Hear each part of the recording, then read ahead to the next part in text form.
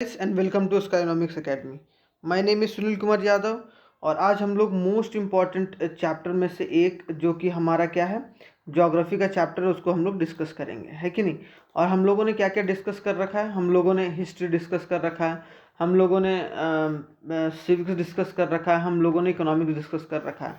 तो आप लोगों का एग्ज़ाम कल ही है, तो आप लोग उसी तरीके से आप लोग इसको भी एक बार रिवाइज़ कर लीजिएगा और रात में 2-3 घंटा 4 घंटा 5 घंटा निकाल के अगर रिवाइज कर लीजिएगा तो पूरा ज्योग्राफी आपका रिवाइज होगा। और थोड़ा सा मैप बेस्ड प्रैक्टिस कर लीजिएगा, ठीक है। बाकी सारा चीज़ हो जाएगा अपने आप ही। तो चलिए स्टार्ट करते हैं क्या हम लोग पहले चैप्टर से। तो पहला चैप्टर क्या है हमारा, पहला चैप्टर हमारा है रिसोर्सेस एंड डेवलपमेंट का चैप्टर। तो रिसोर्सेस एंड डेवलपमेंट में चैप्टर में जो है वो क्या क्या मोस्ट इंपॉर्टेंट। तो रिसोर्स एंड डेवलपमेंट का मतलब ये होता है कि आपके पास जो भी रिसोर्सेज दिया गया है उसका किस तरीके से डेवलपमेंट करना है या किस तरीके से आज तक किया गया है हमारे देश में, खास करके नेचुरल रिसोर्स को।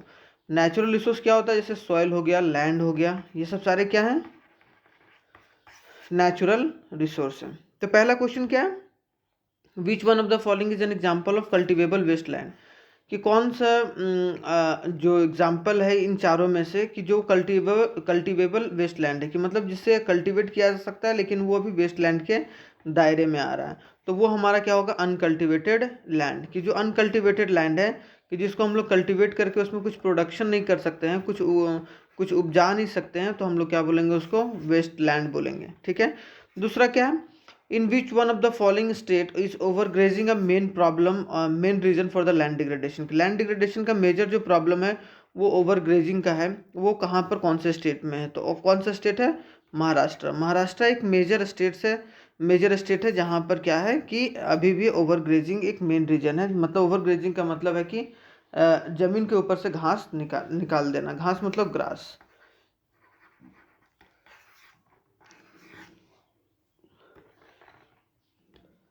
विच ranges from the red to brown soil. कि कौन सा जो सॉइल है वो रेड से ब्राउन चेंज हो जाता है और जो उसका फीचर्स है, एक नेचर है जो स्लाइन इन नेचर है। तो जो एरिड सॉइल है, option number C, arid soil का क्या है कि वो रेड से ब्राउन हो जाता है और वहाँ पर वो सैंडी वाला टेक्सचर का पार्ट हो जाता है, थोड़ा सा मतलब वो जिसमें क्या सैंड वगैरह मिक्स रहता है ना, वैसा भी मिट्टी होता है जिसमें सैंड थोड़ा बहुत मिक्सअप रहता है, उसको हम लोग बोलेंगे arid soil. And it is a saline in nature और उसमें लैक ऑफ ह्यूमस होता है और मॉइस्चर होता है, उसमें मॉइस्चर की कमी होती है। मॉइस्चर इसलिए नहीं होल्ड कर पाता है, क्यों, क्योंकि वो सैंड है कि नहीं, वहाँ से पानी वगैरह ये जो वाटर है बहुत जल्दी वहाँ से हट जाता है, वो उस इस टाइप के सॉइल से, मतलब एरिड वाले सॉइल से। विच one of the following is not a problem of resource development. कि इनमें से कौन सा जो प्रॉब्लम है वो रिसोर्स डेवलपमेंट का प्रॉब्लम नहीं है। तो देखो भाई, depletion of resources satisfy the greed, ये प्रॉब्लम है। ये एक्यूमुलेशन ऑफ फ्यू हैंड, ये है। और इनडिस्क्रिमिनेट एक्सप्लॉयटेशन ऑफ, ये है। इसका मतलब इसमें से कौन सा है जो रिसोर्सेज डेवलपमेंट का प्रॉब्लम नहीं है, अनइक्विटेबल डिस्ट्रीब्यूशन ऑफ रिसोर्स। अगर आप डिस्ट्रीब्यूशन ऑफ रिसोर्स आप इक्वल करते हैं रिच और पुअर में, या पूरे ऑल ओवर द कंट्री में या वर्ल्ड में, तो क्या होता है कि सब लोग इक्वली ग्रो करता है। और जब इक्वली ग्रोथ करेगा तो हमारा क्या होगा, हमारे देश के लोगों का क्या होगा, क्वालिटी ऑफ लाइफ इम्प्रूव होगा। और वो लोग लालच की वजह से रिसोर्स को इस्तेमाल नहीं करेंगे। होता है ना बहुत बार कि जब कोई खदान निकल गया, खदान हो गया या कुछ ऐसा हो गया, माइंस वगैरह हो गया, जिसको हम लोग इंग्लिश में माइंस बोलते हैं। तो माइंस वगैरह से हम लोग खोद खोद के निकाले जा रहे हैं पैसे के चक्कर में। तो वो क्या हो रहा है, लैंड डिग्रेडेशन हो रहा है। तो अगर इक्वल होगा तो सबके लिए आसानी होगा और फ्रूटफुली इस्तेमाल भी किया जा सकता है। अब क्वेश्चन नंबर 5 है, deforestation due to the mining. कि डिफॉरेस्टेशन मतलब जंगलों को काटा जा रहा है माइनिंग की वजह से, has cause the severe land degradation.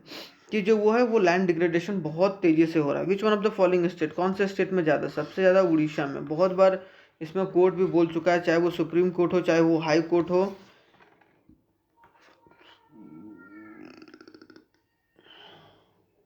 ठीक है, चलिए इसके बाद आता है शॉर्ट आंसर टाइप क्वेश्चन। तो शॉर्ट आंसर टाइप में क्या है, what are the steps of resource planning. Resource planning का क्या स्टेप्स है, ठीक है।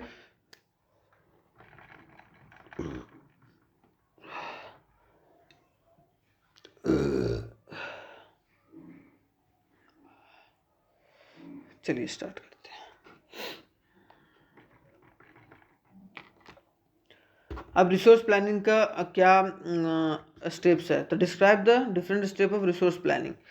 तो through a surveying, mapping, qualitative and quantitative estimation of resource, की रिसोर्स का पहले आप क्या कीजिए, मैपिंग कीजिए, सर्वे कीजिए।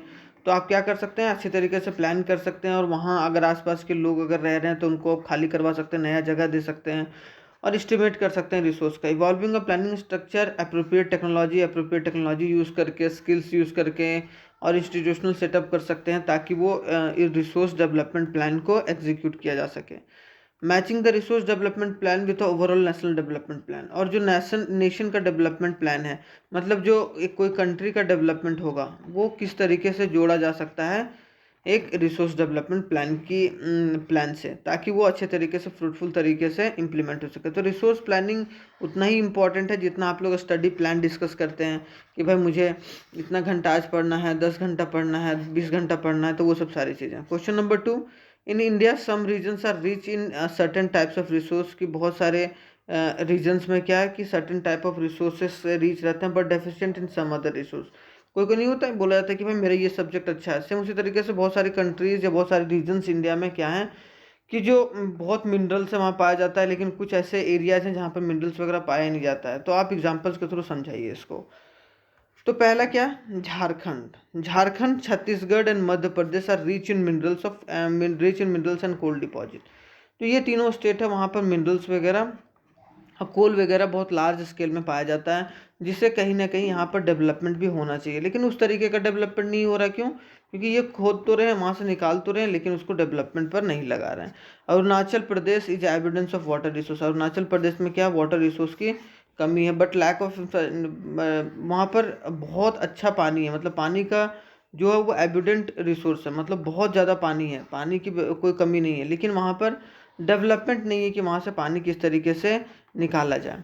ठीक है, टेक्नोलॉजी नहीं है। Rajasthan endured with solar and wind energy. जो राजस्थान है वहाँ सोलर एनर्जी और विंड एनर्जी बहुत अच्छे तरीके से काम कर सकता है। क्यों? क्योंकि राजस्थान क्या है, एक डेजर्ट वाला एरिया है, और डेजर्ट में हवा वगैरह तो चलता ही है भाई, तो वहाँ पर अगर विंड मिल वगैरह लगाया जाए तो बहुत अच्छे तरीके से। लेकिन लैक ऑफ वाटर रिसोर्स, लेकिन वहाँ पर वाटर की कमी है, मतलब पानी की कमी है।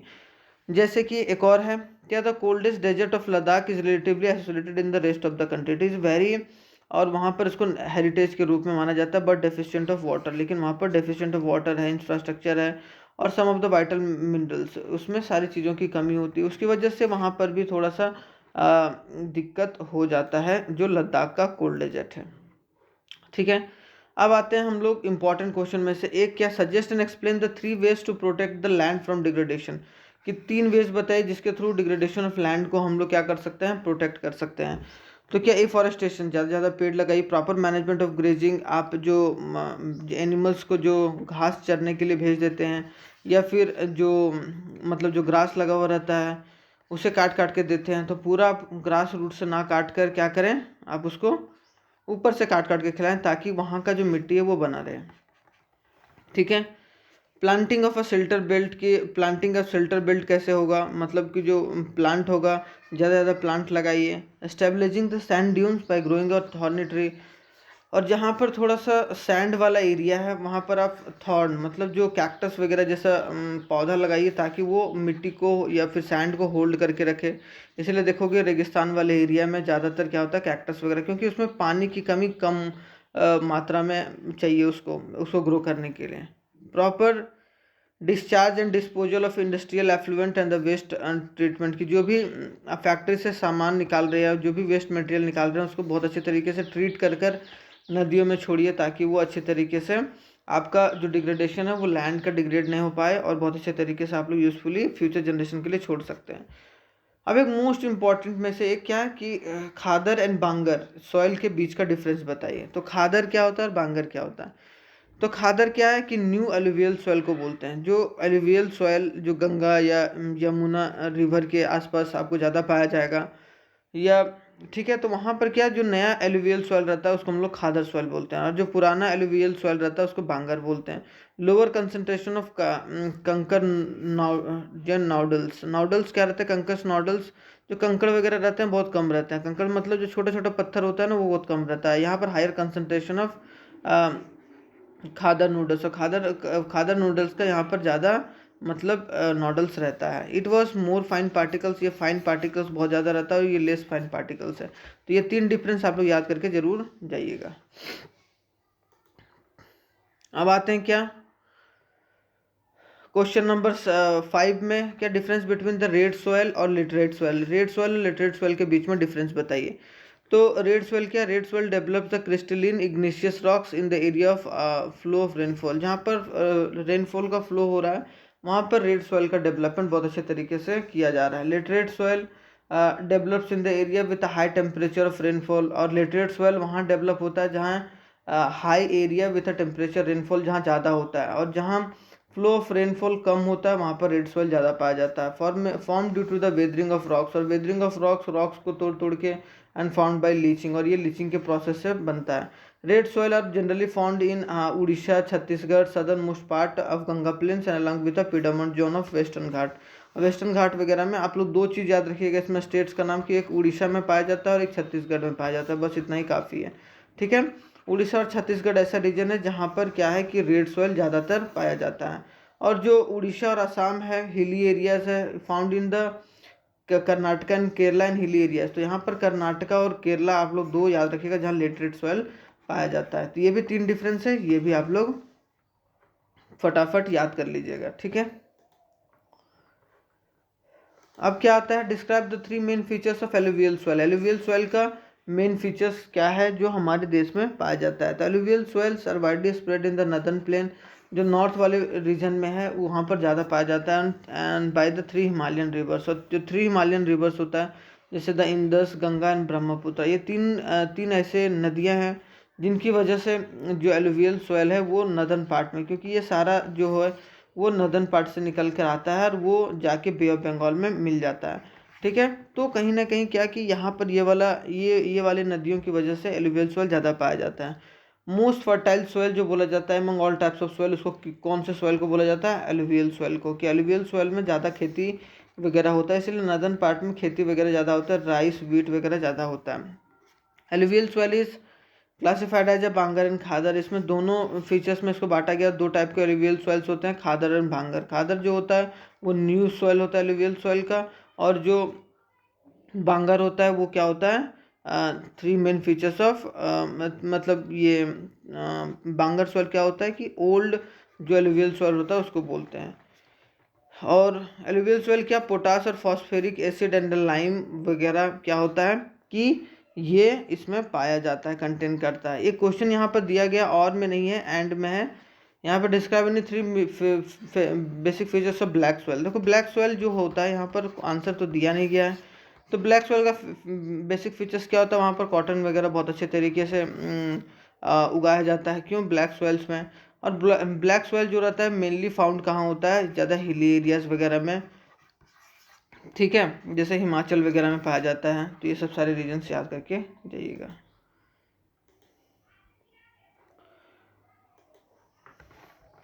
अब क्या, describe any 5 distinct characteristics of arid soils. की 5 distinct characteristics of arid soils आप लोग डिस्कस कीजिए।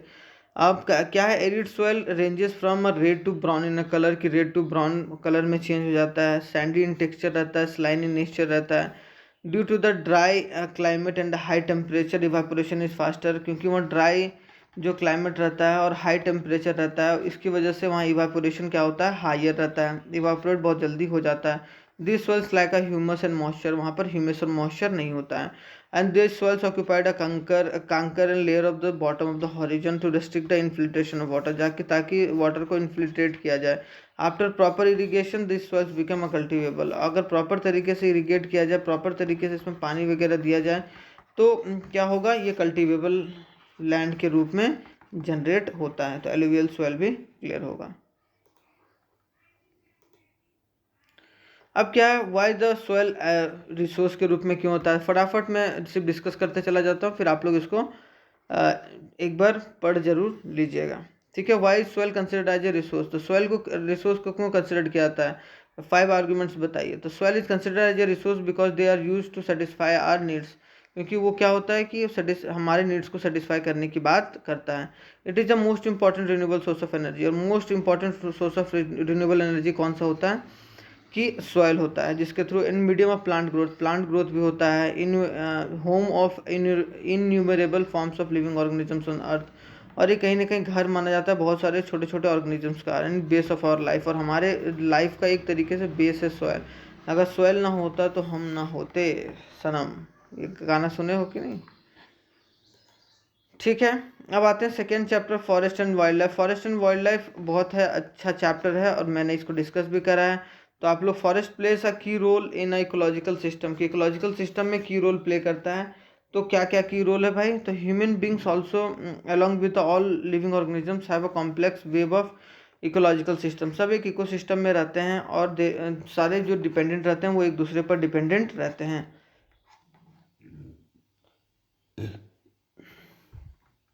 ठीक है, the plants, animals and micro organisms recreate a quality of the air we breathe. सब जो प्लांट होते हैं, एनिमल्स होते हैं, माइक्रो ऑर्गेनिजम्स रहते हैं, वो क्या करते हैं?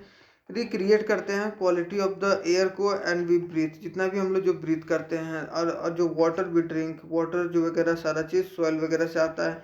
लेकिन अगर सॉइल ना होता तो प्लांट ना होता, प्लांट ना होता तो फिर हम लोग ना होते। तो इसी तरीके से ये इंपॉर्टेंट हो जाता है। फॉरेस्ट जो प्ले है की role in an ecological balance systems, and as a primary producer on which all the living organisms depend। जो फॉरेस्ट है, फॉरेस्ट एक की रोल प्ले करता है, जिसकी वजह से हम लोग सारे जीवन में अच्छे तरीके से सांस वगैरह सारा चीज़ ले पाते हैं। तो इकोलॉजिकल बैलेंस के लिए ये इंपॉर्टेंट हो जाता है फॉरेस्ट। ठीक है, दूसरा क्वेश्चन क्या है भाई? What is a joint forest management programme? कि ज्वाइंट फॉरेस्ट मैनेजमेंट प्रोग्राम क्या है, और which is the first state to adopt this programme? और पहला जो स्टेट था वो कौन सा स्टेट था जिसकी वजह से ये अडॉप्ट किया गया? Programme which involves the local communities of the management and the restoration of degraded forest. अगर आप लोकल कम्युनिटी के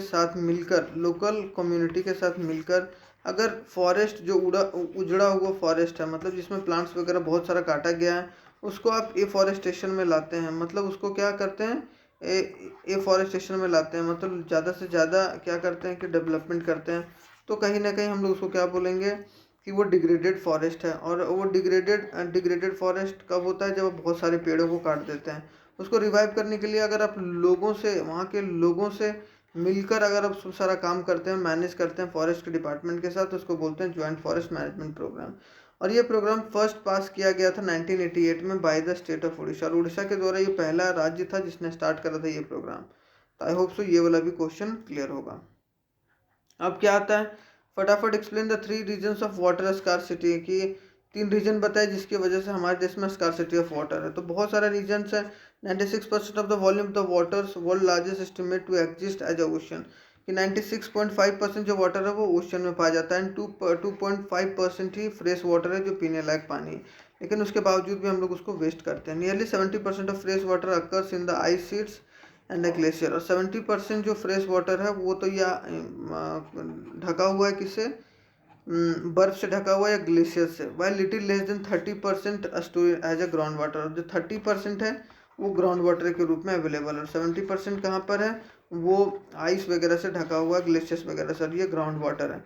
ठीक है, तो water availability over space and timely due to the variation of seasonal and annual precipitations. ठीक है, rapid urbanisation की वजह से कमी हो रही है स्कार्सिटी की, क्योंकि लोग शहरों में ज़्यादा आ रहे हैं, और शहरों का जो पानी का लेवल है वो धीरे धीरे कम होता चला जा रहा है। Rapid increase in the population that demands more and more water, और पॉपुलेशन के इंक्रीज होने की वजह से ज़्यादा से ज़्यादा वाटर की डिमांड बढ़ती चली जा रही है। Industrialisation is the another cause, industrialisation एक अनदर कॉज है, क्योंकि large industrial houses using more and more water, क्योंकि इंडस्ट्री में क्या होता है?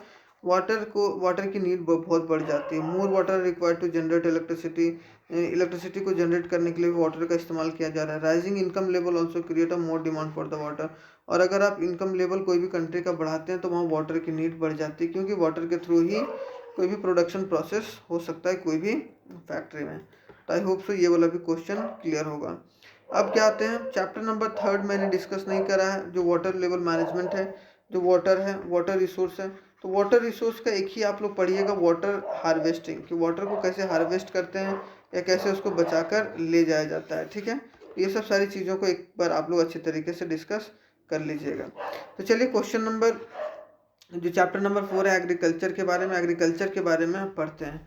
तो बार्ले राबी कॉटन खरीफ क्रॉप्स और डैश जैद कौन सा है जो क्रॉप है वो जैद सीजन में या जैद क्रॉप के रूप में माना जाता है। तो कक्यूम्बर जो कुकुम्बर होता है, जो खीरा होता है, वो उसको एक जैद क्रॉप्स के रूप में माना जाता है। तो अगर आपसे एग्जांपल भी पूछे कि एग्जांपल आप बताइए कि राबी क्रॉप्स का क्या एग्जांपल है, खरीफ क्रॉप्स का क्या एग्जांपल और जैद का क्या है, तो आप लोग आराम से बता सकते हैं। राबी का क्या है, बारले है, बारले है राबी का। और उसके बाद क्या है, बारले या फिर वीट, या फिर बोला जाए खरीफ क्रॉप क्या किसका है, कॉटन का। कॉटन क्या है, खरीफ क्रॉप्स में आता है। और जैद में क्या आता है, जैद में आता है कक्यूम्बर। ठीक है, तो ये सारी चीज़ें आप याद करके इसमें अच्छी तरीके से रखिएगा। उसको पम्पकिन वगैरह भी आता है। अब आता है types of millet rich in iron, calcium and other micronutrients and roughage is कौन सा है भाई, रागी। रागी एक ऐसा मिलेट है जो सब लोगों को खाना चाहिए, और वो कहीं ना कहीं क्या करता है, हमारे बॉडी के लिए भी बहुत अच्छे तरीके से वो काम करता है, हमारे बॉडी के डेवलपमेंट के लिए। ठीक है, शॉर्ट आंसर टाइप में क्या है भाई कि describe the three features of rabi crops. Rabi crops का थ्री फीचर्स बताइए। उसमें क्या main features of rabi crops क्या है कि rabi crops are sown in a winter from October to December. अक्टूबर से दिसंबर तक राबी क्रॉप्स को सोन किया जाता है, लगाया जाता है। उसके बाद उसको हार्वेस्ट काटा कब जाता है, अप्रैल टू जून में। और important rabi crops are wheat, barley, peas, gram, mustards, ये सब सारे क्या हैं, एग्जाम्पल्स ऑफ हैं राबी क्रॉप्स। राबी क्रॉप्स के एग्जाम्पल हैं। और availability of precipitation during the winter season due to the western temperature cyclone. और वेस्टर्न टेम्परेट साइक्लोन की वजह से उसका ग्रोथ जो होता है या क्रॉप्स का ग्रोथ होता है वो ज़्यादा अच्छे तरीके से बढ़ जाता है। खारिफ क्रॉप सीजन के बारे में बताइए। तो growth of the onset of the monsoon की मानसून शुरुआत होने से पहले ही हम लोग उसको लगाते हैं, और वो हार्वेस्ट किया जाता है सितंबर से लेकर अक्टूबर में। और इम्पॉर्टेंट खारिफ क्रॉप्स सारा पैडी, मेज, ज्वार, बाजरा, अरहर, ये सब सारे क्या हैं कि जो हमारा क्या है खारिफ क्रॉप्स के एग्जाम्पल्स हैं। तो खारिफ क्रॉप आप लोग समझ में आ गया होगा, और राबी क्रॉप्स भी समझ में आ गया होगा। अब क्या है आगे नेक्स्ट में enlist the various agriculture institutional reforms programmes introduced by the government. कि बहुत सारे प्रोग्राम्स वगैरह एग्रीकल्चर इंस्टीट्यूशनल प्रोग्राम्स लाए गए थे भारत सरकार के द्वारा, जो कि फार्मर्स के इंटरेस्ट के लिए लाया गया है। तो क्या provision of crop insurance against the drought, अगर कोई सूखा पड़ जाता है, फ्लड आ जाता है, या फिर साइक्लोन आ जाता है, या फिर डिजीजेस फैल जाता है, तो उसके लिए इंश्योरेंस है, जो कोई भी फार्मर इंश्योरेंस वगैरह करा के आसानी तरीके से गवर्नमेंट से कंसेशन ले सकता है। इस्टेब्लिशमेंट ऑफ ग्रामीण बैंक इस्टेब्लिश किया गया, कोऑपरेटिव बैंक किया गया, ताकि लोअर रेट ऑफ इंटरेस्ट पर फार्मर को लोन वगैरह मिल सके। मिनिमम सपोर्ट प्राइस एमएसपी लाया गया, ताकि अगर कोई नहीं खरीदेगा तो सरकार तो खरीदेगी एक सपोर्ट प्राइस पर। ठीक है, सब्सिडी ऑन द फर्टिलाइजर्स पर सब्सिडी दिया जाने लगा। किसान क्रेडिट कार्ड है, पर्सनल एक्सीडेंट इंश्योरेंस स्कीम्स है। तो बहुत सारे स्कीम्स वगैरह लाए गए हैं, वो आप लोग यहाँ से जल्दी से याद भी कर लीजिएगा। अब आता है लॉन्ग आंसर टाइप में, वाई एग्रीकल्चर बैकबोन क्यों बोला गया है भाई, क्योंकि 50% of the peoples are engage in agriculture sectors 2010 और 11 में। ठीक है, it provides raw material to the industry के लिए रॉ मटेरियल के रूप में आता है। अर्न फॉरेन एक्सचेंज के लिए agriculture sector contribute 1/3 of the GDP 1/3 of the GDP में कंट्रीब्यूट करता है। The sector also provide a food for teeming population, और पॉपुलेशन को बढ़ाने के लिए भी। अब ठीक है, अब प्रिमिटिव सस्टेनेंस फार्मिंग क्या होता है। प्रिमिटिव मतलब क्या, जो पुराने ज़माने में किया जाता था। It practice on the small patches of land, अगर छोटे छोटे लैंड पर अगर जो फार्मिंग एग्रीकल्चर होती है उसको बोलते हैं हम लोग primitive sustenance agriculture. And tools use in this kind of farming are traditional tools, that is hoe, dao and digging sticks. मतलब ये हल वगैरह का जो पुराने ज़माने में इस्तेमाल होता था ना ट्रेडिशनल वे में, वैसे इस्तेमाल किया जाता, बैलों से खेतों को कल्टीवेट किया जाता था। This type of agriculture is completely dependent on monsoon, और वो सारा जो था वो किस पर, मानसून पर डिपेंड करता था। Only soil fertility decreases the farmer shift the another plot. जैसे ही फर्टिलिटी डिक्रीज होता था वैसे ही फार्मर जो है वो दूसरे प्लॉट पर निकल पड़ते थे खेती करने के लिए। तो आई होप सो ये भी सारी चीज़ें कंप्लीट होंगी। अब आता है यहाँ पर क्या, फटाफट पढ़ लीजिए कि भाई टू मेजर विवरेज क्रॉप बताइए, उसके बारे में डिस्क्राइब करिए। और टी है, examples of plantation of tea is an important beverage India during British. ठीक है, इसको क्या रिक्वायर करता है, warm and moist and free climate चाहिए, लेबर इंटेंसिव रहता है, इसमें लेबर वगैरह का ज़्यादा यूज़ रहता है क्योंकि वो तोड़ के लाते हैं और स्किल लेबर की ज़रूरत है। इसका मेजर प्रोड्यूसिंग स्टेट कौन सा है? वेस्ट बंगाल, तमिलनाडु, केरला। तो ये सब सारे एग्जांपल्स है। India is the leading producer as well as the leading exporter of tea. India क्या सबसे ज़्यादा टी का प्रोड्यूसर भी टी करता है और सबसे ज़्यादा एक्सपोर्ट भी टी भारत ही करता है। ठीक है। अब कॉफ़ी के बारे में, India produce any 4% of the world total coffee. और कॉफ़ी जितना भी बनता है उसका 4% हमारे देश में पाया जाता है। बहुत वैरायटी ऑफ कॉफ़ी हमारे देश में पाया जाता है और कल मेनली इसमें कर्नाटका, केरला और तमिलनाडु में ज़्यादा ये क्या होता है कि प्रोड्यूस होता है। ठीक है। अब आते हैं क्या कि name the 2 major crops grown in India, के 2 मेजर क्रॉप्स बताए जो इंडिया में ग्रो होता है and describe the condition required. Cotton और जो फाइबर क्रॉप्स है, 2 फाइबर क्रॉप्स कौन कौन से हैं? कॉटन और जूट। कॉटन और जूट, 2 और कॉटन और जूट। कॉटन क्या चाहिए? Is a dryer part of the black soil and soil of Deccan प्लेटू के में ज़्यादा पाया जाता है। हाई टेम्परेचर चाहिए, लाइट रेनफॉल चाहिए और इरिगेशन थोड़ा बहुत चाहिए। रिक्वायर्स 210 फ्रॉस्ट फ्री और 210 दिन ऐसा होना चाहिए जिसमें bright sunshine for its growth होना चाहिए। मतलब 365 डेज में से 210 दिन ऐसा चाहिए जिसमें ब्राइट सनलाइट आए, तभी वो अच्छी तरीके से ग्रो करेगा। It is a kharif crop, ये खारिफ क्रॉप है। रिक्वायर्ड 6 और 8 मंथ्स टू मैच्योर, और 6 से 8 महीना चाहिए इसे ग्रो करने के लिए। जूट क्या है? Jute as well as a drain fertile soil of the flood plain where the soil are renewed every year. वैसा जगह ग्रो होता है जहाँ पर जो सॉइल होता है वो हर साल रिन्यू हो रहा हो। हाई टेम्परेचर रिक्वायर्ड, और हाई टेम्परेचर चाहिए जब इसकी ग्रोथ होनी होती है। ठीक है। तो 2 फाइबर क्रॉप्स के बारे में भी हम लोग सीख लिए। अब क्या, name the 2 crops important cereal crops. Cereals क्या होता है? सीरियल जो अनाज वगैरह होता है। तो राइस और जो वीट के बारे में उसको डिस्कस करेंगे। तो राइस क्या है? राइस के लिए कितना डिग्री चाहिए? 16 डिग्री टू 27 डिग्री सेल्सियस का टेम्परेचर चाहिए। रेनफॉल 100 सेंटीमीटर टू 200 सेंटीमीटर चाहिए। और अगर एनुअल टेम्परेचर अगर 24 डिग्री सेल्सियस है तो वो आइडियल है, but harvest time is harmful but a rainfall during the harvest time. लेकिन अगर जब आप उसको कटाई करने गए और तब रेन हो गया तब क्या है? वो हार्मफुल है क्रॉप्स के लिए। और दूसरा क्या है? सॉयल। सॉयल क्या है? सॉइल कैसा चाहिए? Rice is grown well in the alluvial soil. Alluvial soil में ज़्यादा अच्छे तरीके से ग्रो करता है, जो कि लूमी और क्लेई सॉइल होता है। ठीक है। और लैंड कैसा चाहिए? Plain land and gentle slope चाहिए, वैसा कुछ नहीं चाहिए ज़्यादा हाई फाई कुछ उसको लैंड या रिक्वायरमेंट की ज़रूरत है। Water must be a cultivation of the rice. Water बहुत ज़रूरी है, वहाँ पर वाटर रुका हुआ होना चाहिए। जहाँ पर आप वीट की खेती कर राइस की खेती कर रहे हैं वहाँ पर पानी हमेशा होना चाहिए। अगर पानी सूख जाएगा तो आपका फसल भी ख़त्म हो जाएगा। HYV सीड्स इस्तेमाल होता है, केमिकल होता है, इरिगेशन वाटर्स होता है, और ताकि ज़्यादा से ज़्यादा राइस को हम लोग जनरेट कर सकें। अब आता है क्या? वीट। वीट क्या है? Wheat is the second most important food crops in India. हमारे देश में जो राइस और वीट है मोस्ट इंपॉर्टेंट क्रॉप्स में, और सेकंड मोस्ट ये है। इसके लिए टेम्परेचर कितना चाहिए? 14 टू 18 डिग्री टेम्परेचर चाहिए। और high temperature is harmful for the cultivation of wheat. और हाई टेम्परेचर हार्मफुल होता है इसके लिए। इसका रेन कितना चाहिए? 50 centimetre to 100 centimetre of rainfall चाहिए होगा। At primary state cold moisture चाहिए, थोड़ा सा ठंडा चाहिए, इसलिए ठंड के मौसम में ही से थोड़ा बहुत लगाया जाता है। And soil fertile alluvial soil चाहिए, मिक्स सॉइल भी चलेगा, जो आइडियल होगा वीट क्रॉप के लिए। मतलब जो राइस के लिए, राइस को काटने के बाद लोग ज़्यादातर क्या लगाते हैं उसमें? वीट लगाते हैं उसी खेत में। लैंड क्या होना चाहिए? प्लेन होना चाहिए, जेंटल होना चाहिए। HYV सीड्स लाइक हीरा मोती RR8 कल्याण, बहुत सारे अलग अलग तरीके के बीज होते हैं जो कि जनरली यूज होते हैं। HYV seeds high yielding variety of seeds, इसका फुल फॉर्म है, ये भी याद कर लीजिएगा। Uttar Pradesh largest producer of wheat है। उसके बाद पंजाब है, हरियाणा है, मध्य प्रदेश है, तमिलनाडु है, बिहार है। रुक रुक के सारी चीज़ों को रिवाइज करते चलिएगा ताकि आप लोगों का भी थोड़ा सा एग्जाम में मज़ा आए और फिर मज़े तरीके से लिखते जाइए। Explain the main challenge forced by the jute industry in India, की मेन चैलेंज क्या है, और explain the 3 objective of national jute policy. और नेशनल जूट पॉलिसी का 3 ऑब्जेक्टिव बताइए। क्या है कि चैलेंजेस क्या है? Stiff competition in the international market. International market में स्टिफ कंपटीशन है सिंथेटिक सब्सटीट्यूट से। जो एक जूट है, जूट क्या है?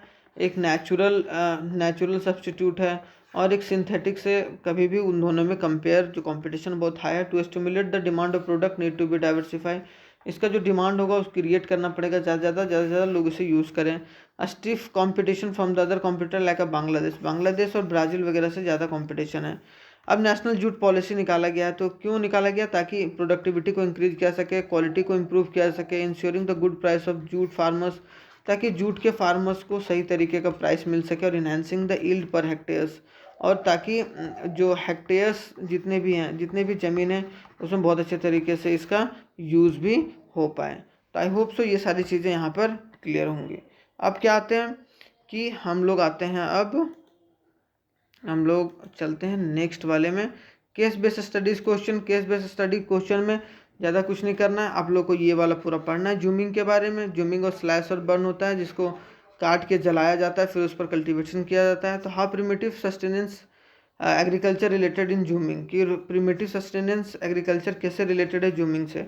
तो क्या it based on the shifting cultivation, किस पर बेस्ड है? शिफ्टिंग कल्टीवेशन पर बेस्ड है। तो आई होप सो ये चीज़ क्लियर होगा, थोड़ा बहुत पढ़ लीजिएगा, ज़्यादा ये इंपॉर्टेंट नहीं है आंसर। फिर आप लोगों को सिर्फ पता होना चाहिए जूमिंग किससे रिलेटेड है, शिफ्टिंग से।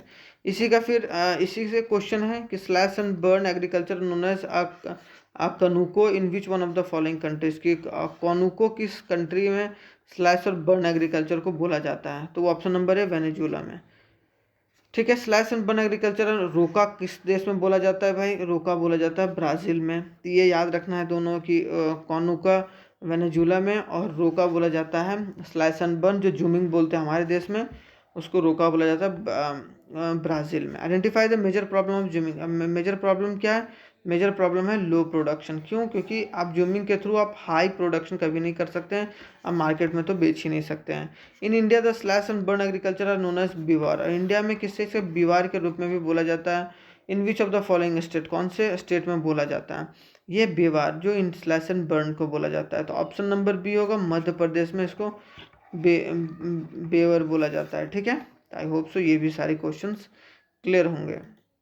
अब आता है क्या? Match the following. Match the following में क्या है भाई? मैच द फॉलोइंग में है कि कॉलम 1 और कॉलम 2 दिया गया, उसमें से करेक्ट ऑप्शन चूज किया। तो पहला आंसर करेक्ट है कि 1 का सी, आंध्र प्रदेश का क्या है? पेंडा।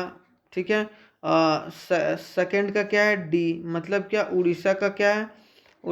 पामा दाबी से रिलेटेड है। राजस्थान में क्या है? 3 का बी होगा वेलेर, और जो 4 का ए होगा, मतलब झारखंड में कुरुवा। ये सब सारा क्या है? एक तरीके से रिलेटेड है एक दूसरे से। आंध्र प्रदेश पेंडा, उड़ीसा पामा दाबी, राजस्थान बेलेर, और झारखंड क्या? कुरुवा। तो ये सब सारे इंपॉर्टेंट हैं जो कि एक दूसरे से रिलेट करते हैं। ठीक है, अब आते हैं चैप्टर नंबर 5 में, जो कि हमारा क्या है? मिनरल्स एंड एनर्जी रिसोर्स, कि मिनरल्स वगैरह किस तरीके से हमारे देश में पाया जाता है और किस तरीके से एफिशिएंटली यूज़ किया जाता है उसको एज अ एनर्जी। तो चलिए बिना कोई देरी किए हुए स्टार्ट करते हैं, क्योंकि आप लोगों को बहुत आगे अभी पढ़ना है। In which of the following state a Kalpakkam nuclear power plant located, कि कलपक्कम जो न्यूक्लियर पावर प्लांट कहाँ है? तो तमिलनाडु में। तमिलनाडु में कौन सा न्यूक्लियर पावर प्लांट है?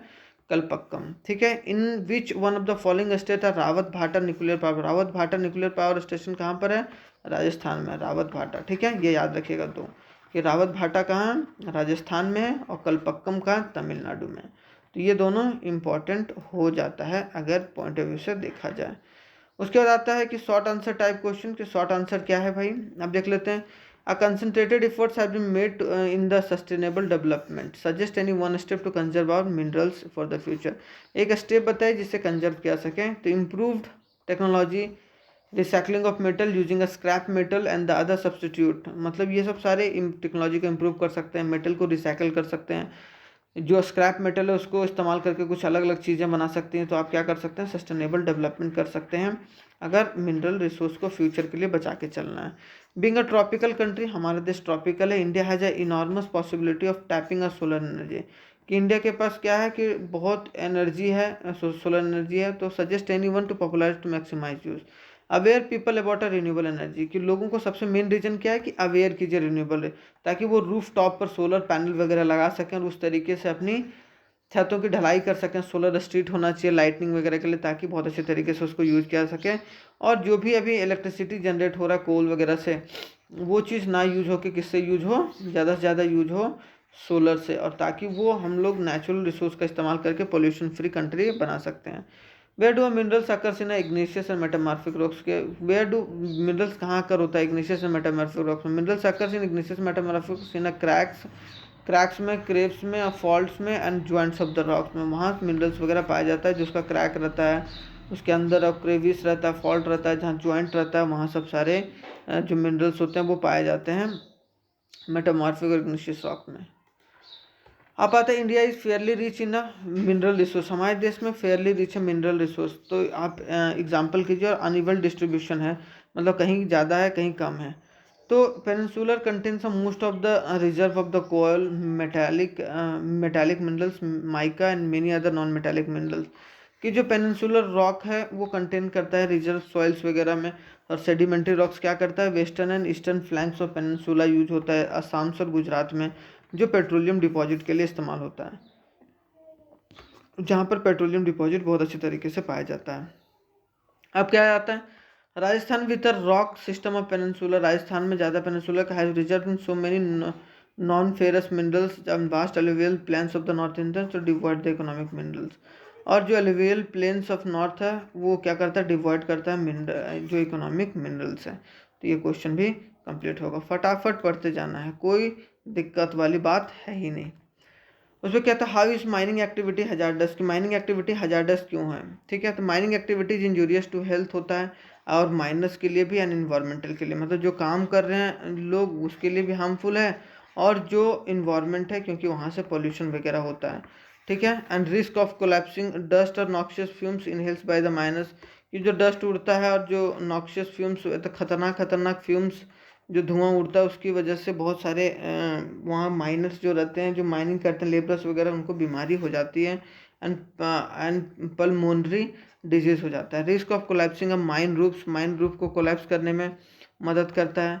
ठीक है, क्या करता है कि माइंस का रूफ जब कोलैप्स कर गया तो बहुत सारे लोग दब के मर जाते हैं। Fire in the inundation and fire in a coal mines is the constant threat for the miners, कि आग कब को लग जाए। Water source is reason get है contaminated due to the mining, और माइनिंग की वजह से वहाँ का जो प्रॉपर वाटर फैसिलिटी रहता है वो भी डिग्रेड हो जाता है। Dumping of water slurry leads to degradation, dumping करेंगे तो वहाँ पर लैंड का डिग्रेडेशन होगा, सॉइल का डिग्रेडेशन होगा, और रेन वाटर हार्वेस्ट जो रेन स्ट्रीम होगा जो रिवर के लिए, उसमें दिक्कत आएगा। ठीक है, तो ये सारी चीज़ें यहाँ तक क्लियर होंगी। अब आता है क्या, थ्री, ये वाला क्वेश्चन आप लोग पढ़ लीजिएगा फटाफट। मैं describe any three pictures of Chitradurga और Chikmagalur Tumkur iron belt one of the majors India में एक मेजर्स के रूप में इसको बोला जाता है। तो क्या क्या है भाई, बेलूर जो चित्रदुर्गा और चिकमगलूर और तुरंत और क्या Tumkur belt of Karnataka is the last reserve of iron ore, और आयरन ओर्स का रिजर्व यहाँ पर बहुत लास्ट है। तो यहाँ पर इसको बहुत अच्छे तरीके से पढ़िएगा। झारखंड बेल्ट में आयरन ओर वगैरह बहुत अच्छा है, तो ये भी क्वेश्चन इंपॉर्टेंट है, इसको भी पढ़ लीजिएगा। और माइका क्यों इंपॉर्टेंट हो जाता है तो इसको भी पढ़ लेना है। ठीक है,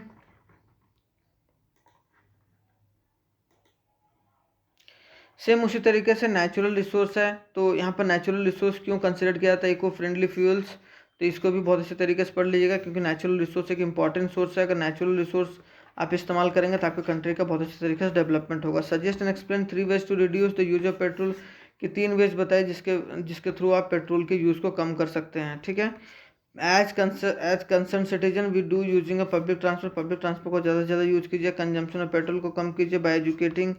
switch off the engines of vehicles at a traffic signals पर आप इंजन्स में व्हीकल्स को स्टॉप कर दीजिए। बाईसाइकिल्स वगैरह ज़्यादा इस्तेमाल कीजिए instead of car for a short distance.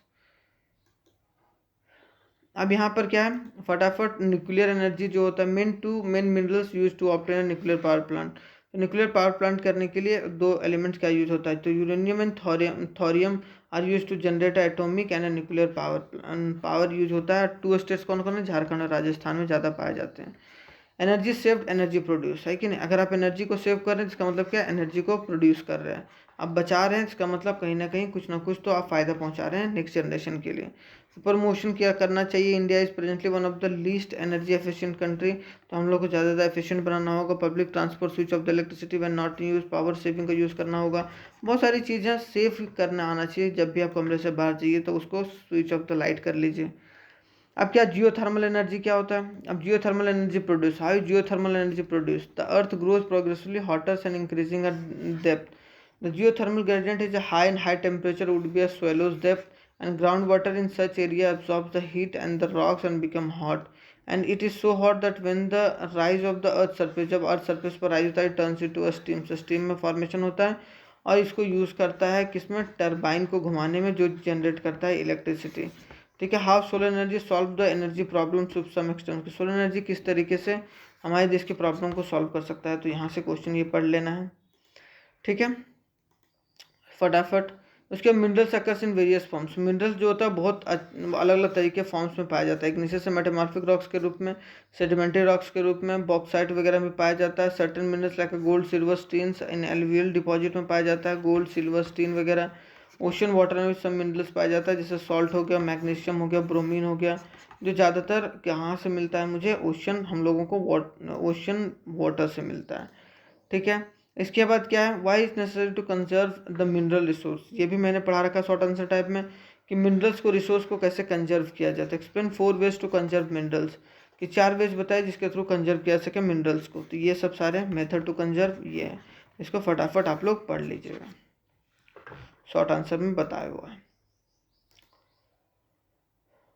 उसके बाद क्या है, evident use of available fossil fuel, जो भी फॉसिल फ्यूल्स हैं खास करके कोल वगैरह, उसको कैसे इन्फ्लुएंस किया जाए। और यहाँ पर बोला गया पीट, लिग्नाइट, बिटुमिनस, एंथ्रासाइट, कि इसका इंपॉर्टेंस क्या है। तो पीट क्या है, ये टाइप्स ऑफ कोल हैं कि जो यूज़ होता है हमारे देश में, टाइप्स ऑफ कोल। और पीट में सबसे कम कार्बन होता है, मतलब वो अंडर लो हीटिंग कैपेसिटी, कार्बन कम होता है, मतलब क्या, धुआं वगैरह कम छोड़ेगा ये पीट। ठीक है, lignite has a low grade of brown coal, bituminous is most popular coal for a commercial use, commercial use के लिए ज़्यादातर क्या होता है कि बिटुमिनस का इस्तेमाल होता है। Special smelting iron is a blast furnace, furnace वगैरह इसमें बहुत खतरनाक निकलता है। Anthracite is the highest quality of hard coal, और एंथ्रासाइट क्या है, हाईएस्ट कोल के रूप में आता है। सेम इसी तरीके से रिन्यूएबल रिसोर्स के रूप में है, इसको अच्छे से पढ़ लीजिएगा। ठीक है, अभी बताएं दिया pressing needs of using renewable resource, ज़्यादा से ज़्यादा रिन्यूएबल रिसोर्स का इस्तेमाल कीजिए जो फिर से रिन्यू किया जा सके। ऐसा ना हो कि आपके सॉइल को डिग्रेड करते चला जा रहा है।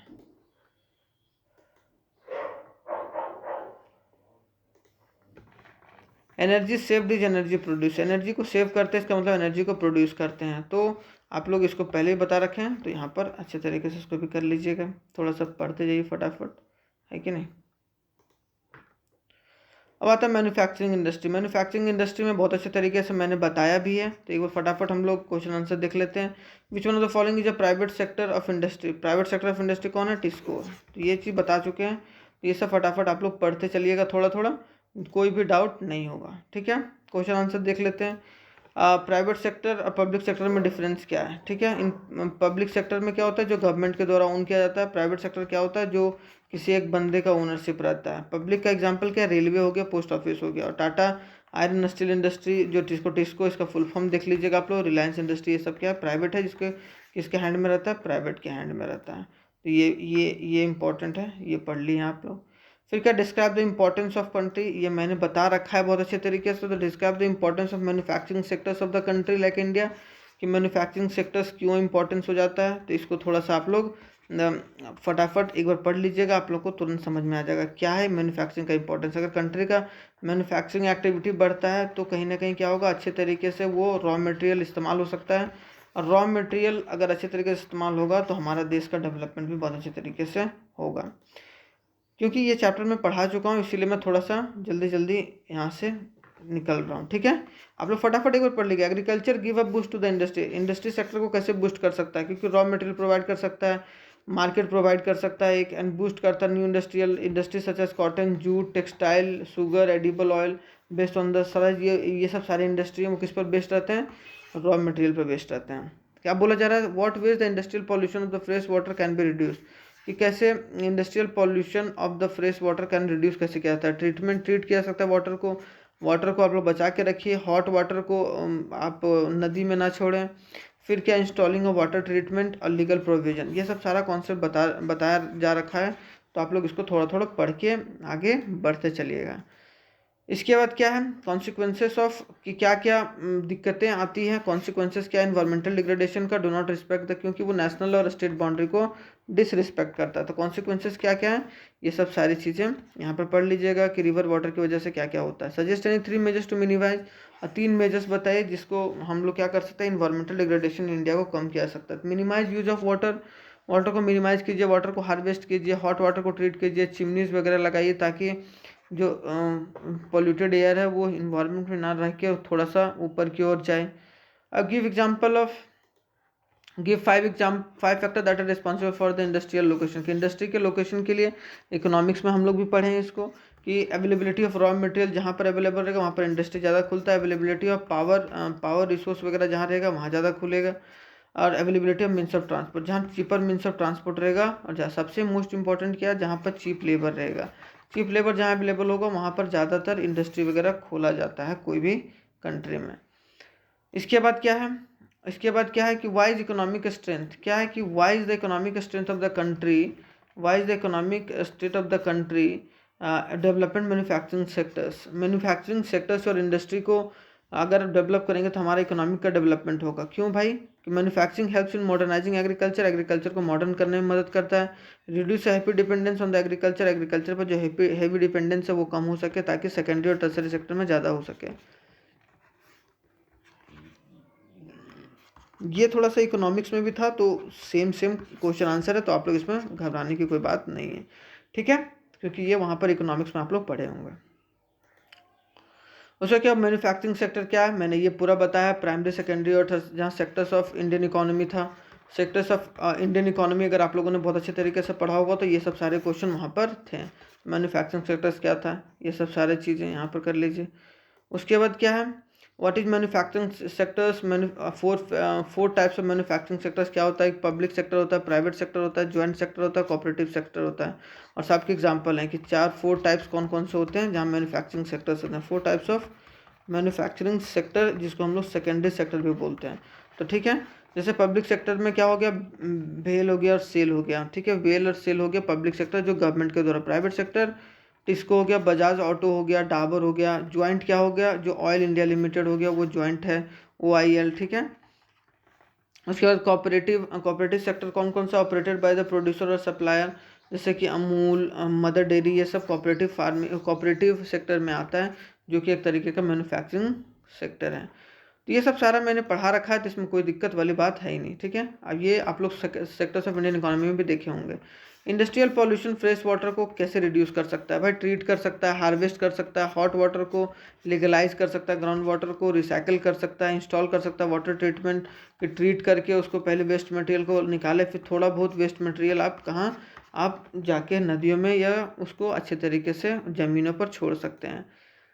उसके बाद आता है चैलेंजेस क्या है सस्टेनेबल डेवलपमेंट का, ये भी बताएं कि what are the challenges of sustainable development requires to control over the industrial pollution, ताकि इंडस्ट्री का पॉल्यूशन को कम किया सके। तो there is a increase in the requirement to adopt further sustainable development, countries must produce eco friendly product, latest technology use होना चाहिए, reuse, recycle, refuse approach होना चाहिए, है कि नहीं। ट्रीटमेंट ऑफ हॉट वाटर होना चाहिए ताकि वो नदियों में ऐसे ना छोड़ा जा सके। एक ही सारी चीज़ें हैं जो बार बार आ रही हैं। फिर यही क्वेश्चन आ गया कि इंडस्ट्री क्यों रिस्पॉन्सिबल है इन्वायरमेंटल डिग्रेडेशन का, तो ये सब सारी बातें आपको पता ही है, एक बार फटाफट पढ़ लीजिएगा, ठीक है। ये सब सारे इंपॉर्टेंट क्वेश्चन है, इसी में से क्वेश्चन आएंगे, ठीक है। इसके बाद क्या है कि NTPC जो नेशनल पावर कॉरपोरेशन है, NTPC वो कैसे explain the proactive approach adopted by NTPC, कि NTPC के थ्रू जो भी प्रिजर्व करते हैं नेचुरल रिसोर्स को उसको किस तरीके से किया जाए। तो optimal utilisation of equipments, missing जो मिनिमाइजिंग वेस्ट जनरेशन को मिनिमाइज किया सके, मैक्सिमाइज किया जाए, एस यूटिलाइजेशन को रिड्यूस, इन्वायरमेंटल पॉल्यूशन को रिड्यूस किया जा सकता है, एस पॉन्ड वाले मैनेजमेंट में इकोलॉजिकल मॉनिटरिंग किया जा सकता है। तो ये सब सारे हैं जो NTPC इस्तेमाल करके चल सकता है, ये सब प्रोग्राम्स और पॉलिसीज जिसके थ्रू वो कम किया जा सके। लास्ट चैप्टर हमारा क्या है, जो lifeline of Indian economy. Lifeline of Indian economy क्या है कि हमारे देश का लाइफलाइन क्या है, हमारे जो या नेशनल इकोनॉमी किस तरीके से लाइफलाइन के रूप में क्या कौन कौन सी चीज़ें आती हैं वो लाइफलाइन होती है। तो भाई pilgrimage tourism through the Indian railway की किस तरीके से एक रीजन बताइए जिससे इन्हांस किया सके, जो भी लोग बाहर से आ रहे हैं वो इंडियन रेलवे को। तो देखो अलग अलग प्रोग्राम, भारत दर्शन चलाया जाता है ट्रेन, पिलग्रिमेज स्टेट जो भी हमारे देश में अगर घूमने के लिए आते हैं उनके लिए कोई स्पेशल ट्रेन चलाया जाए तो वो चीज़। Which is the oldest artificial sea port, artificial oldest sea कहाँ पर है, चेन्नई में, ठीक है, ये क्वेश्चन इंपॉर्टेंट है।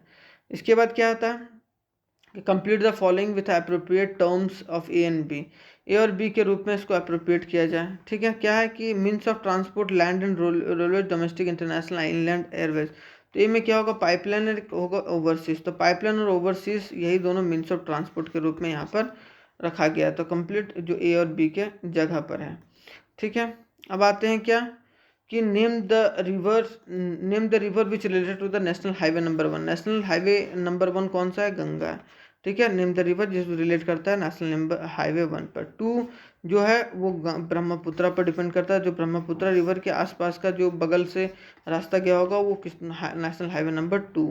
Suggest one way to promote a tourism, ताकि प्रिजर्व हमारे देश में एक वन वेज बताइए जिसके थ्रू टूरिज्म को बढ़ाया जा सके, तो हिस्टोरिकल मॉन्यूमेंट को बचा कर रखिए, promoting festival and enhance the traditional, कि हमारे ट्रेडिशन को, इंडिया के ट्रेडिशन को थोड़ा सा आगे बढ़ाया जाए।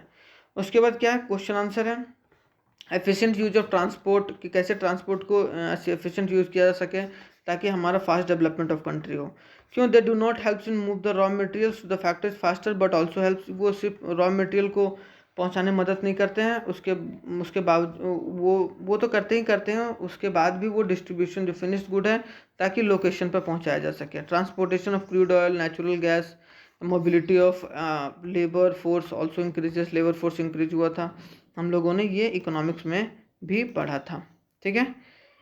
अब आता है क्या, major problem faced by the road transport, road transport के द्वारा क्या कि रोड्स नेटवर्क इनएडिक्वेट है, about half of the roads was unmetalled, आसपास में मेटल वगैरह नहीं लगा हुआ जिसके थ्रू वो सुरक्षा प्रोवाइड किया जाए। Limit use of rainy season में वो जहाँ तक पहुँचना चाहिए रॉ मेटेरियल वहाँ तक पहुँच नहीं पाता है क्योंकि रोड वगैरह उस तरीके से नहीं बना हुआ है, लेकिन हालांकि आज के ज़माने में थोड़ा सा वो चेंज हो रहा है।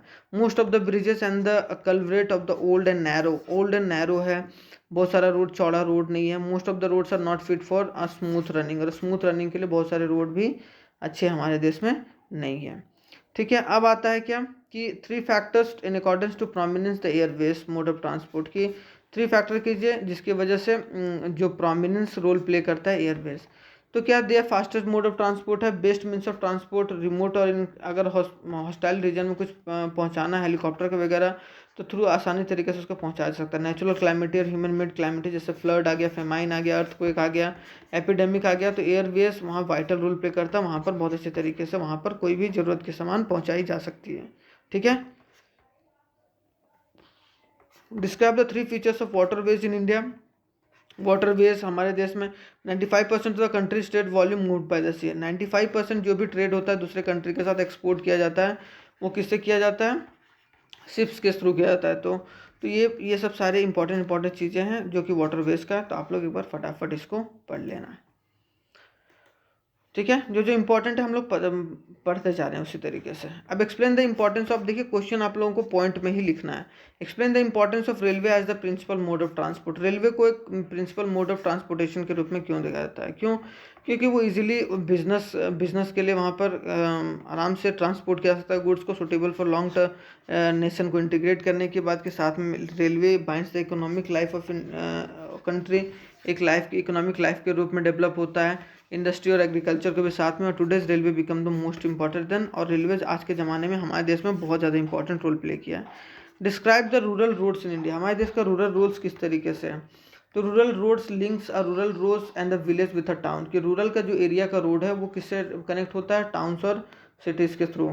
And roads receive a special impetus, और रोड्स वगैरह किसके थ्रू बनाया जाता है, प्रधानमंत्री ग्राम सड़क योजना। अगर क्वेश्चन आ गया 1 मार्कर में तो ये छोड़ना नहीं कि ग्राम सड़क योजना के थ्रू, देखो मैं ना पूरा नेचुरल तरीके से मैं पढ़ा रहा हूँ कि भाई आप लोगों को जो जो इंपॉर्टेंट क्वेश्चंस है अगर आप लोग उसको थोड़ा सा रिवाइज भी करते जाइएगा तो आप लोगों को मज़ा ही आ जाएगा।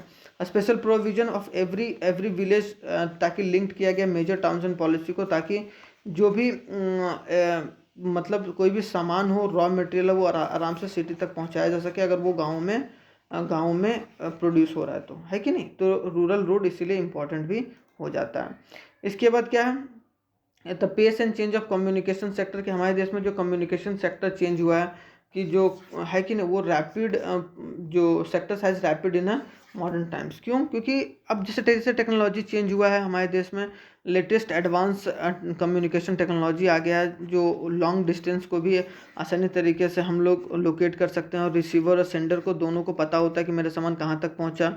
जैसे हमारे देश में जो इंडियन पोस्ट ऑफिस है वो बहुत मदद करता है, रेडियोस है, टेलीविज़न है, ये सब सारे क्वेश्चंस ना मैं सिमिलर चैप्टर्स हैं जिसमें इकोनॉमिक्स और ज्योग्राफी में ये दोनों रिलेट करते हैं थोड़ा सा। तो यहाँ पर मैंने बता भी रखा है कि न्यूज़पेपर, मैगजीन्स के थ्रू, इंटरनेट के थ्रू वो सब सारी चीज़ें वहाँ तक पहुँचाई जा सकती हैं।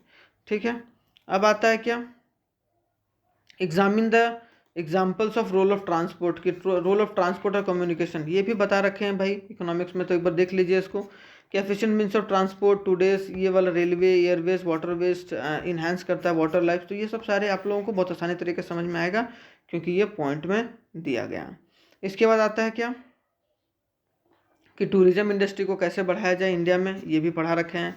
हमारे देश में more than 15 millions are directly engage in, अब हमारे देश में जो 15 मिलियन पीपल्स हैं वो टूरिज्म इंडस्ट्री से जुड़े हुए हैं, और जो कंट्रीब्यूशन होता है वो 21,828 करोड़ फॉरेन एक्सचेंज का अभी बढ़ोतरी हुआ है जब से हम लोग फॉरेन के लोग हमारे देश में घूमने आते हैं। Over 2.6 million foreign tourists visit every, और 2.6 मिलियन जो फॉरेन टूरिस्टर रहते हैं वो हमारे देश में घूमने आते हैं। ट्रांसपोर्ट एंड ट्रेड, अगर ट्रांसपोर्ट होगा और ट्रेड होगा वो एक दूसरे का कॉम्प्लीमेंट्री क्यों है? क्योंकि वो दोनों एक दूसरे से जुड़ा हुआ है। तो ये भी क्वेश्चन आप लोग अच्छे से थोड़ा सा पढ़ लेना है। ठीक है, अब आता है कि सिग्निफिकेंस ऑफ ट्रेड, फिर से वही बात आ गया। ठीक है, इसको लॉन्ग आंसर में दिया गया है, देखो फटाफट इसको पढ़ लीजिएगा, टूरिज्म से क्वेश्चन आएगा। अब चलिए थोड़ा सा explain the ways related to the industry and service, कि explain the ways of tourism, कि किस तरीके से टूरिज्म को प्रमोट किया जाए रिलेटेड इंडस्ट्री के थ्रू और सर्विस के थ्रू, हैंडक्राफ्ट को कैसे बढ़ावा दिया जाए। तो वो सब सारा, जैसे for example tourism contributed 14,000 crore rupees to the Indian exchequers in the year. 2000 की बात की जाए तो टोटल कितना कि 14,000 करोड़ रुपीज़ हमारे एक्सचेंज करने में काम आया था हमारे देश में, ये फॉरेन एक्सचेंज हुआ था, और एम्प्लॉयमेंट 15 मिलियन लोगों को दिया जाता है। तो ये सब छोटी छोटी चीज़ें हैं जो आप लोगों को याद करके और रिवाइज करके चलते चलना है। यहाँ पर फिर बोला गया है कि physical economic factor that influence the railway network दिया गया है, describe the benefit of road transport दिया गया है, road still age of over, ये वाला फटाफट आप लोग डिस्कस कर लीजिएगा। ठीक है, कि क्यों रोड रेलवे आज एज है आज हमारे देश का, पहले शॉर्ट आंसर में डिस्कस कर रखे हैं, इसको थोड़ा सा लॉन्ग में मैंने दे रखा है ताकि आप लोग थोड़ा सा एक बार पढ़ लो।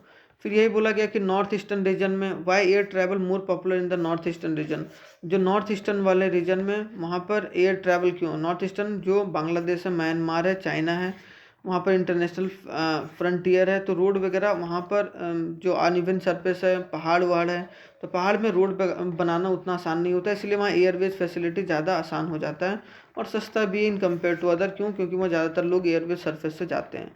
ठीक है, अब यहाँ पर एक इम्पॉर्टेंट है कि जो Hazaria, Bijapur and Jagdishpur gas pipeline क्यों इम्पोर्टेंट हो जाता है? क्यों? क्योंकि जितना गैस पाइपलाइन आप लोग पहुँचाएंगे उतना आप लोगों का डेवलपमेंट होगा, क्योंकि जो होगा वो लकड़ी वगैरह नहीं काटा जाएगा। उसका फिर से आ गया यही क्वेश्चन कि road transport and rail transport are not competitive but a complementary, ये कोई कॉम्पिटिशन नहीं है, दोनों कॉम्प्लीमेंट करता है, रेल और रोड तो एक ही चीज़ है। तो ये सब सारी चीज़ों को एक बार फटाफट पढ़ लेना है। ठीक है, उसके बाद क्या आता है, डिस्क्राइब द मास कम्युनिकेशन, के कम्युनिकेशन कैसे बढ़ा है, रेडियो के थ्रू, टेलीविज़न के थ्रू, टेक्नोलॉजी के थ्रू, इंटरनेट के थ्रू, मैगजीन्स के थ्रू, ठीक है, बुक्स के थ्रू, फिल्म्स के थ्रू, वो सब सारी चीज़ें इम्पॉर्टेंट हो जाती हैं। उसके बाद क्या है, उसके बाद है advancement of international trade. International trade जब एडवांस हुआ तो उसकी वजह से क्या क्या, और एक्सप्लेन कीजिए इस स्टेटमेंट को। तो no country can survive without international trade, international trade नहीं होगा तो उस कंट्री का सामान हमारे देश में नहीं आएगा, हमारे देश का कंट्री का सामान बाहर में नहीं जाएगा, तो हम लोग कंट्री का डेवलपमेंट नहीं कर सकते हैं। तो जो भी प्रोडक्ट है ओर से, मिनरल से, जम से, ज्वेलरीज वगैरह सारा चीज़ एक दूसरे कंट्री में ट्रांसपोर्ट होता है, और हमारा इंपोर्ट करते हैं हम लोग क्या, पेट्रोलियम प्रोडक्ट, और फिर बाद में उसको रिफाइन करके हम लोग पेट्रोल डीजल दूसरे कंट्री में बेचते भी हैं। तो ये सब सारी चीज़ें इंपॉर्टेंट हो जाती हैं, इंटरनेशनल ट्रेड की वजह से हमारा इकोनॉमी बहुत बूस्ट होता है। तो आई होप सो आप लोगों को पूरा ज्योग्राफी थोड़ा सा आया होगा सुनकर मज़ा, और आप लोग इसको एक बार बैठ के आराम से, 1 घंटे का वीडियो है तो आप लोग आराम से क्वेश्चन को देख देख के रिवाइज करते जाइए और उसको थोड़ा सा एक बार रिवाइज कर लीजिएगा सही तरीके से ना, तो आप लोग को मज़ा आ जाएगा। और एक बार चारों वीडियो, हिस्ट्री हो गया, सिविक्स हो गया, ज्योग्राफी हो गया, इकोनॉमिक्स हो गया, अगर सारों को अगर एक बार रिवाइज कर लीजिएगा अच्छे तरीके से तो आप लोगों को और भी मज़ा आएगा। मैंने शॉर्ट में बताया सारी चीज़ें, लेकिन मैंने बताया है कि वहाँ पर लिखा हुआ क्वेश्चन आंसर एक बार आप लोग पढ़ के भी चले जाइएगा, तो चाहे वो केस बेस्ड स्टडीज हो, चाहे वो reason assertion based reasoning question हो, सारा आपका इसी चारों वीडियो में आपका मिल जाएगा। आप लोग बोलिएगा कभी एग्ज़ाम से आइएगा तब कि हाँ सर आपने सही बताया था। तो चलिए, थैंक्स फॉर वॉचिंग, और मिलते हैं अब क्लास 11th में। अगर आप लोग अच्छे तरीके से पढ़ाई कीजिएगा तो ठीक है। 11th में अगर आप लोग कॉमर्स लीजिएगा तभी मिलेंगे, और अब साइंस लीजिएगा तभी मिलेंगे, ठीक है। तो चलिए, तब तक के लिए थैंक यू वेरी मच, मिलते हैं नेक्स्ट वीडियो में। जय हिंद।